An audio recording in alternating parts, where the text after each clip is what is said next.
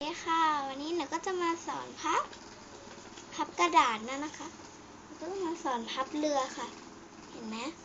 มันมีรอยอยู่ก็พอดีค่ะเมื่อกี้ถ่ายอยู่แล้วปู่เข้ามาทำให้หนูต้องถ่ายใหม่เลยค่ะก็นะคะให้เราพับครึ่งกระดาษค่ะกระดาษเป็นครึ่งหนึ่งนะคะจากนั้นให้เรากางกระดาษมันจะมีรอยตรงกลางรอยอื่นไม่น่านะคะนับแค่รอยนี้ค่ะรอยนี้นะคะให้เรานะคะเอากระดาษค่ะขอบเนี้ยไปโดนรอยตรงกลางฝั่งนึงก็มันโดนรอยตรงกลางเหมือนกันนะคะเข้าไปเถอะค่ะเชื่อหนูแล้วคุณจะได้เองนี่พับเสร็จก็จะมาเป็นแบบนี้ใช่ไหมคะให้เรากางมันออกค่ะพับครึ่งนะพับครึ่งเหมือนเดิมพับครึ่งเหมือนเดิม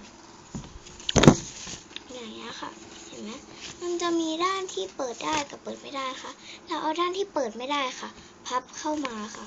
พับเลยนะทั้งสองฝั่งเลยนะคะนี่เสร็จก็จะได้แบบนี้นะให้เราค่ะกางกระดาษนี้ออกตึ๊บแล้วเอาอันนี้ค่ะเห็นไหมคุณจะกางมาก็จะมีรอยตรงนี้นะให้เราค่ะทำแบบนี้ตึ๊บ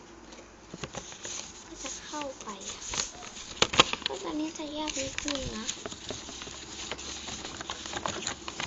อย่าว่ากระดาษมีรอยแล้วทำได้ไม่ใช่ค่ะจากนั้นค่ะ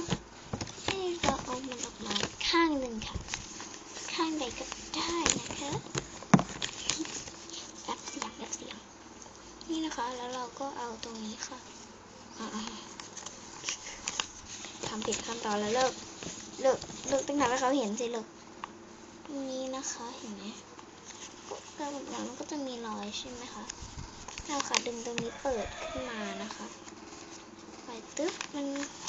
แล้วพอเราได้อย่างเงี้ยค่ะดึงอีกฝั่งนึงเปิดทำให้เห็นภาพไปแล้วนะคะพอได้อย่างนี้นะคะถ้าเราปิดค่ะปุ๊บเก่งเลยก็จากนั้นให้เราทำการพับครึ่งนะคะครึ่งก็พับครึ่งอีกฝั่งนึงค่ะนี่นะก็ทำอีกอันนึงด้วยนะคะ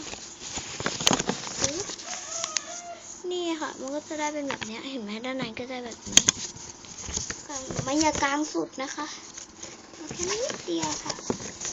เราจับนะคะเอาด้านในด้านหนึ่งค่ะส่งเอาด้านนี้นะนี้ไปใส่ในช่องนี้ส่วนเอาตัวนี้ไปใส่ในตรงนี้ค่ะช่องไหนก็ได้ไม่รู้เลยค่ะว่าหนูจะเอาอันไหนดี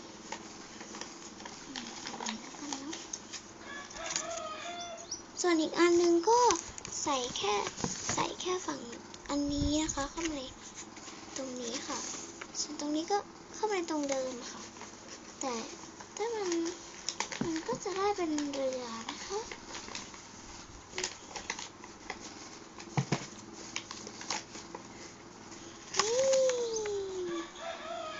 ได้เรือแล้